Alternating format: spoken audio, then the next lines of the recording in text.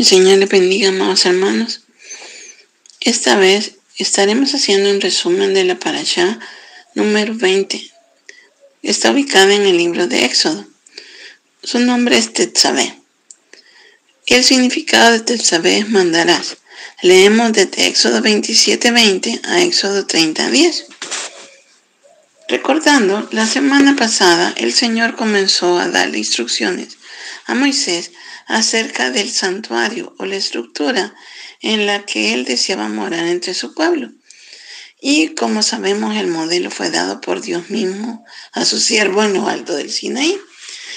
Esta es la continuación de las instrucciones que Dios le estaba dando a su siervo Moisés acerca de el Mishkan, pero de las personas que iban a trabajar para el Señor allí. El Mishkan no tenía ningún fundamento, sino existían los sacrificios. Los sacrificios dentro del Mishkan eran los que iban a acercar al pueblo hacia Dios. Los sacerdotes eran los encargados de llevar al pueblo delante de Dios y ministrar todas aquellas cosas que el Señor había mandado a Moisés. Por lo cual, esta parashá empieza con una orden específicamente para que los sacerdotes la cumplan, pero que se haga una realidad por medio de la contribución de los hijos de Israel. Continúan entonces las instrucciones de Dios referente a la menorá. Luego, a la vestidura del sacerdote levita. Luego, continuamos con la consagración de los sacerdotes y finalizamos en estos capítulos de estudio con la construcción del altar del incienso. Tetzaveh es la segunda persona imperfecta de un verbo en hebreo que se pronuncia sabah, que significa mandar u ordenar. La lectura comienza con Dios dando instrucciones a Moisés para que mande u ordene a los hijos de Israel, no a los sacerdotes, que provean aceite puro de olivas para mantener la llama de la menorá siempre encendida. Dice así en Éxodo 27:20, el versículo con que iniciamos la porción de estudio semanal. Ordénale al pueblo de Israel que te traiga aceite puro de olivas prensadas para la iluminación, a fin de mantener las lámparas siempre encendidas. De acuerdo a la tradición judía, solo las primeras gotas de las aceitunas prensadas eran usadas para la menorá, pues se ofrecían solo los considerados primeros frutos para su alumbrado. Y como vemos, la orden está dada no para los sacerdotes, como a veces pensaríamos, si no escudriñamos bien, sino que para los hijos de Israel. Porque los hijos de Israel eran los encargados de proveer la luz a través del aceite. Simple y sencillamente porque de nada sirve un templo hermoso y aún sus ministros si no hay una verdadera conversión de todos aquellos que integramos el pueblo de Dios. Esa es la razón. Los encargados de esparcir la luz del mundo somos aquellos que formamos parte del cuerpo de Cristo, del cuerpo del Mashiach, del cuerpo del ungido. Aquí también vemos que la unción viene anexada al aceite. Así que eso es lo importante, o de las cosas más importantes que hay de hacer notar en eso. El aceite era proveído por el pueblo. Las palabras con que se abre nuestra porción semanal describe el aceite entonces de la menorá y el deber de Aarón y de sus hijos de mantenerla siempre encendida delante del Señor a través del aceite donado por el pueblo. El aceite provisto por el pueblo para mantener las lámparas ardiendo de la tarde a la mañana es una frase bien conocida en la historia de la creación, y fue la tarde y el día de ese día. Eso cada día comienza por eso para el pueblo judío y en general en la Biblia, en la tarde hasta la mañana. La menorá era la única luz en el lugar santo al lado del altar del incienso. Recordando La primera parte, la luz venía, la primera parte del Mishkan o del santuario en el desierto, las primeras luces venían de esa ofrenda que también tenía que estar permanentemente ardiendo. Aún en la noche se veía su luz. De día la luz era pues dada por el sol, pero de noche seguía ardiendo. En la segunda parte del lugar santo, en donde solo podían entrar los sacerdotes, ya sean estos los hijos de Aarón o Aarón mismo, pues en esta parte la luz solo provenía del candelabro. Esa luz hacía que pudiera verse la mesa de la proposición y el altar del incienso, porque la luz del Espíritu Santo es la que nos guía a toda verdad. Conoceréis la verdad, dijo Yeshua, y la verdad los hará libres a través del pleno entendimiento y del correcto entendimiento de la palabra del Señor. Y luego ya con la luz del Espíritu Santo, dando hacia la palabra y entendida la palabra, la luz del Espíritu Santo, podemos interceder de una forma correcta de parte de nosotros hacia el Padre Celestial, para poder entrar con toda confianza, como dice la palabra, al lugar santísimo a través de la sangre de Yeshua. En este momento solo el sumo sacerdote podía entrar al lugar santísimo, y la luz en el lugar santísimo provenía directamente de Dios. Recordamos las palabras de Apocalipsis, que dice que en el reino de Dios, cuando este mundo como tal se acabe y reine completamente en el milenio el Señor, pues el Señor va a ser la luz, ya no se necesitará del sol, porque el Señor mismo será la iluminación. Y esa es la iluminación que había dentro de la tienda de reunión, específicamente en el lugar santísimo. Dios mismo iluminaba ese lugar, pues la presencia inundaba todo el área, y los ángeles que habían allí sobre el propiciatorio eran iluminados también por esa luz que provenía de la mismísima gloria del Señor. Que el pueblo fuese el que proveyera el aceite, entonces, muestra que todo Israel participaba en hacer que el servicio sacerdotal fuera posible, puesto que sin la menorá, como acabamos de explicar, en el espacio del lugar santo la oscuridad reinaba. Así que Dios encargó al pueblo y a los sacerdotes, a uno que proveyera y el otro que mantuviera siempre la menorá encendida. Dado que la menorá, según algunos escritos judíos, fue diseñada por Dios, tomando como un modelo una rama de almendro en flor, este artefacto de luz simboliza la vida que hay en Yeshua, la vida que hay en la palabra. Haz esto y vivirás, dijo varias veces el Señor cuando le preguntó cierto doctor de la Torá que qué hacía para ganar la vida eterna. Y el Señor le dijo que examinara la Torá. ¿Qué dice cómo interpretas lo que dice la Torá? Y el intérprete de la ley le dice, pues la Torá dice acerca de cumplir los mandamientos, que pues amáramos a Dios sobre todas las cosas y al prójimo como a nosotros mismos. Y entonces el Señor le dijo, nuestro amado Yeshua, haz esto y vivirás. Estaban hablando de la Torá misma, y Dios le dice que por las palabras de la Torá él podía vivir si se cumplía las palabras de la Torá.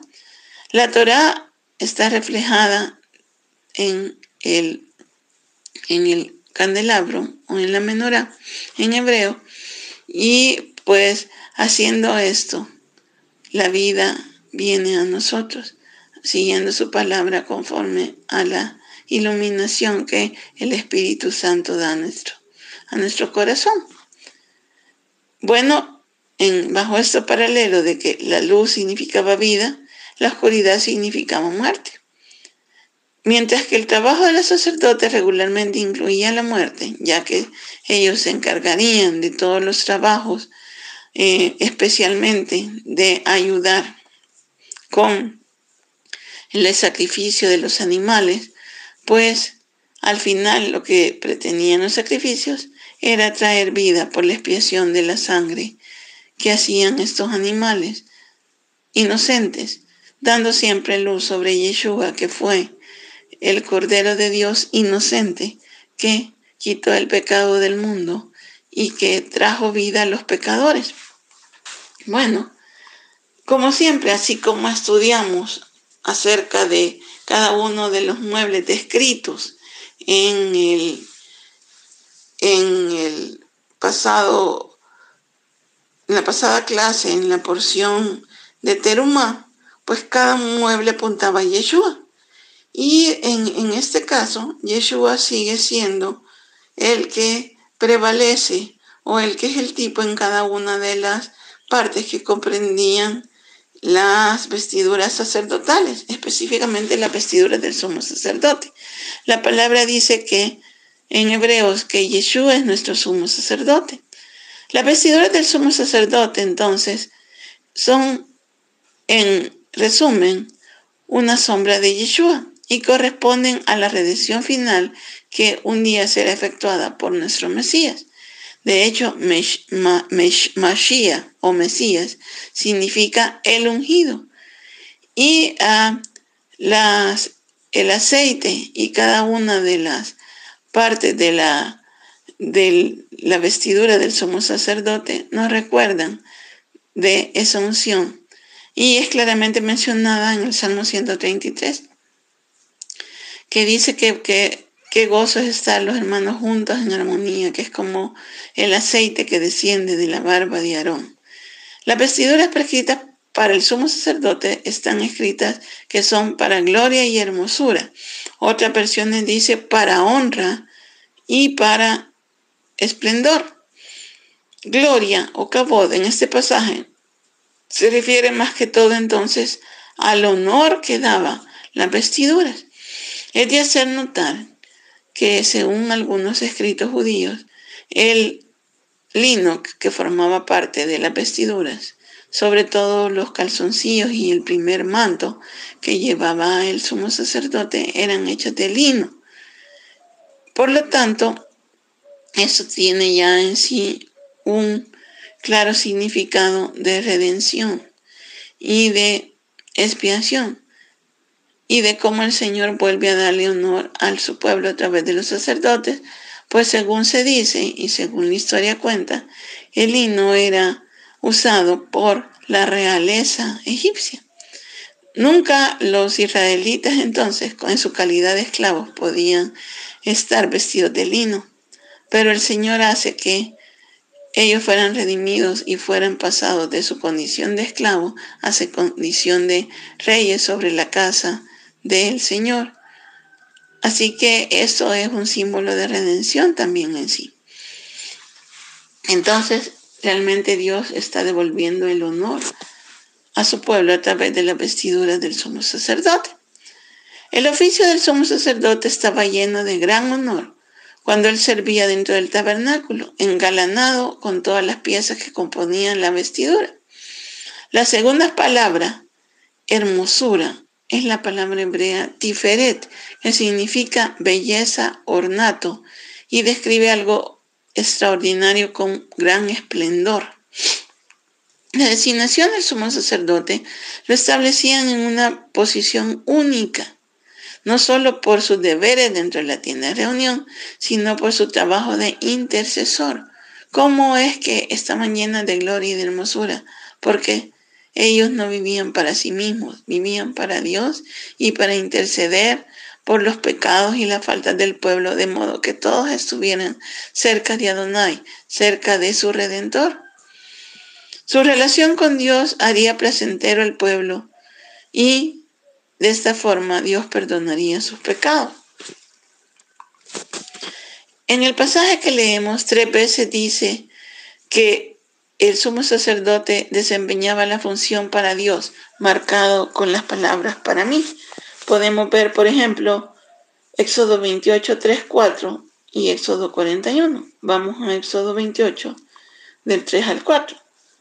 Y dice así: y hablarás a todos los hábiles artífices, a quienes yo he llenado de espíritu de sabiduría, y ellos harán las vestiduras de Aarón para consagrarlo, a fin que me sirva como sacerdote. Estas son las vestiduras que harán: un pectoral, un efod, un manto, una túnica tejida a cuadros, una tiara y un cinturón. Y harás vestiduras sagradas para tu hermano Aarón y para sus hijos, a fin de que me sirvan como sacerdotes. Y tomarán para ello el oro y la tela azul, púrpura, escarlata y lino. Como vemos aquí, están los mismos colores que existían en el tabernáculo o en la tela, en la tienda del incienso, perdón.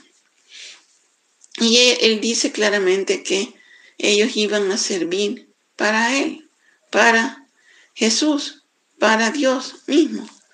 En el versículo 28, en el versículo que veíamos, en el capítulo que veíamos, particularmente el versículo 41, Éxodo 28, 41, si vamos ahí, vamos a ver también para quién era que ellos servían.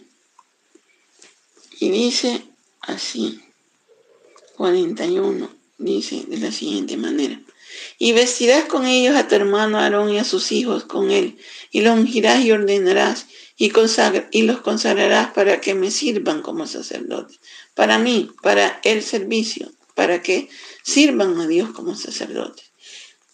Así que en un mismo capítulo encontramos que Dios está diciendo que era para él, para el servicio del Señor, que ellos iban a estar vestidos de esa manera. Y como decía, cada una de las piezas que componían la vestidura sacerdotal habla de Yeshua y de su posterior ministerio de sumo sacerdote. Vamos a Hebreos 5:10. Hebreos 5:10 dice de la forma siguiente. Hebreos 5, versículo 10. Dice así. Dice de la siguiente manera, permítanme. Siendo constituido por Dios sumo sacerdote según el orden de Melquisedec, es lo que decía, que Yeshua es el sumo sacerdote del pacto renovado, porque Yeshua no podía ser sumo sacerdote del anterior pacto, ya que solo los descendientes de Leví podían hacerlo, y Yeshua era de la tribu de Judá. Así que literalmente Dios está cumpliendo en Yeshua el ser sumo sacerdote, pero según el orden de Melquisedec, y también lo podemos ver en Hebreos 7 del 1 al 2. Vámonos a Hebreos 7 del 1 al 2. Dice: porque este Melquisedec, rey de Salem, sacerdote del Dios Altísimo, salió al encuentro de Abraham cuando éste regresaba de las matanzas de los reyes y lo bendijo. Abraham le entregó el diezmo de todos los despojos, cuyo nombre significa primeramente Rey de Justicia y luego también Rey de Salem, esto es, Rey de Paz, sin padre, sin genealogía, no teniendo principio de días ni fin de vida, siendo hecho semejante al Hijo de Dios, permanece sacerdote a perpetuidad.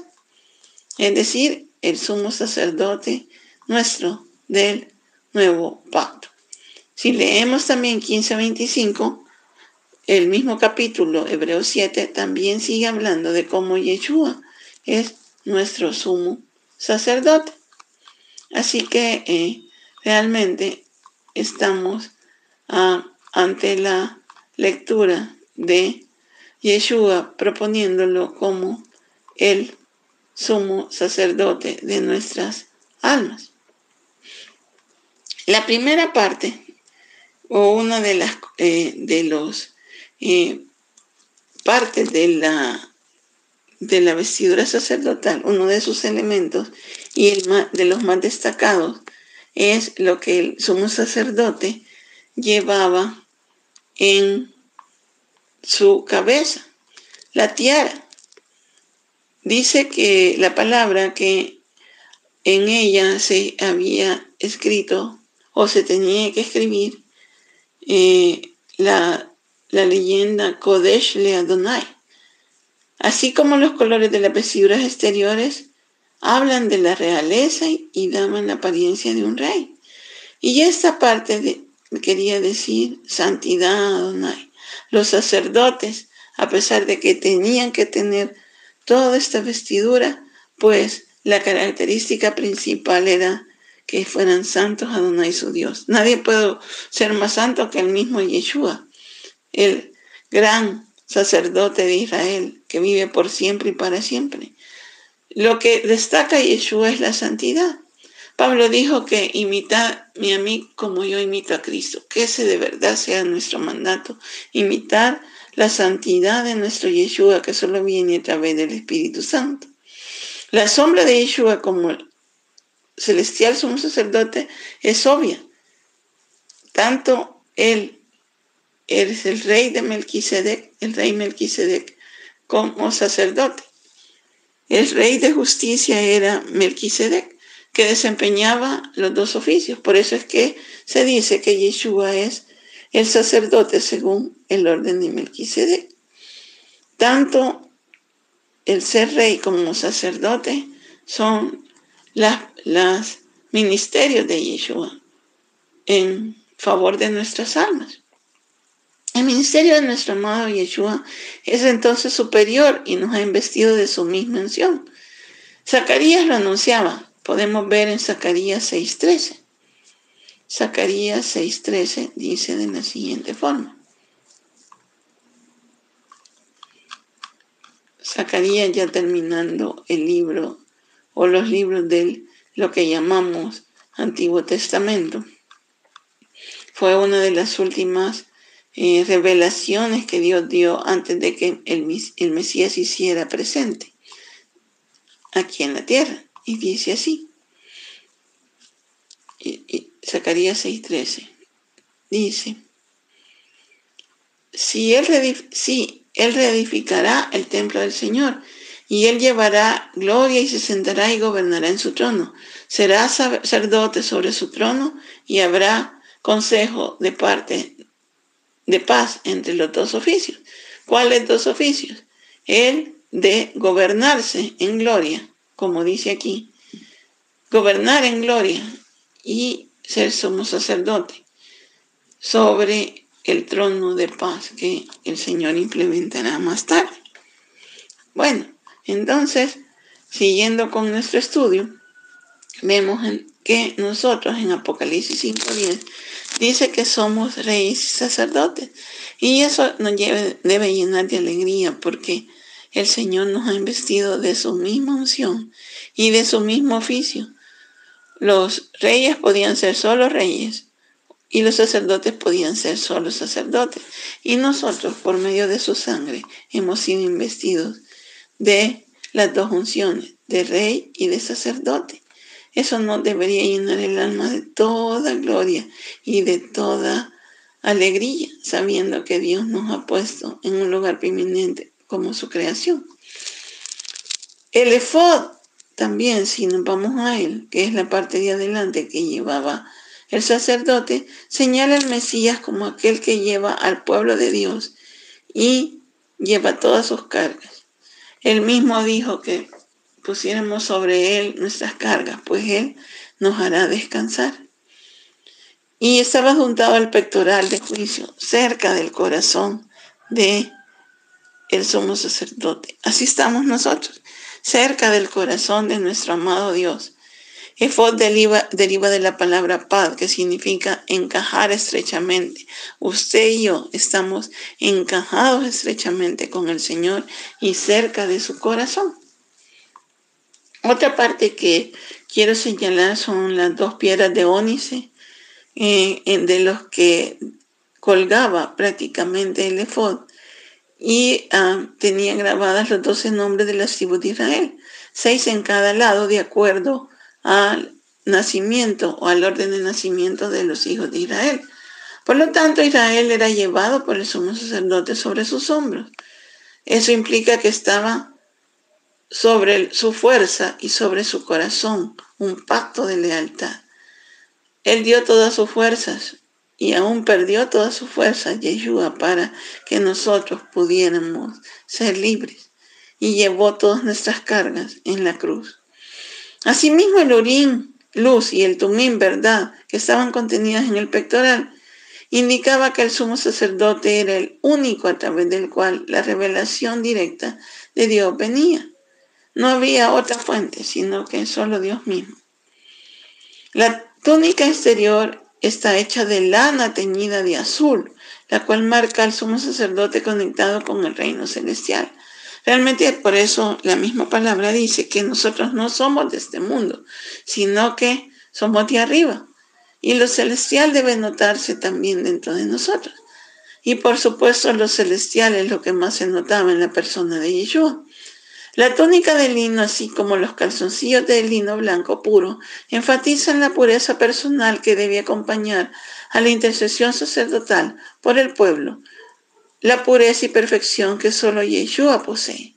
El sumo sacerdote ministraba descalzo, debido a la santidad que envolvía el lugar donde el tabernáculo estaba situado. Por eso es que en Éxodo 3:5 a Moisés, cuando estaba en la presencia de Dios mismo, la primera orden que Dios le da es: quítate las sandalias, pues estás pisando tierra santa. Era un verdadero placer, pero también una gran responsabilidad de santidad de estar delante de Dios mismo. Y así es como cada una de las partes de las vestiduras sacerdotales señalan a Yeshua. Quiero terminar haciendo un breve análisis del altar del incienso, que era uno de los elementos más importantes y marcaba, como dije antes, el ingreso al lugar santísimo.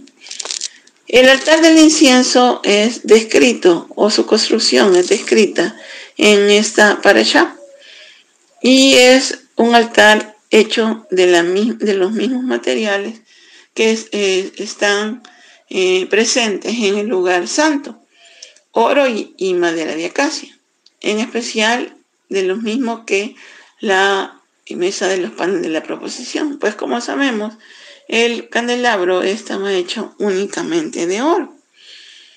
Y al igual que el arca de la alianza, se situaba justamente delante del velo, uno detrás del velo y otro antes del velo, el velo que separaba el lugar santo del lugar santísimo.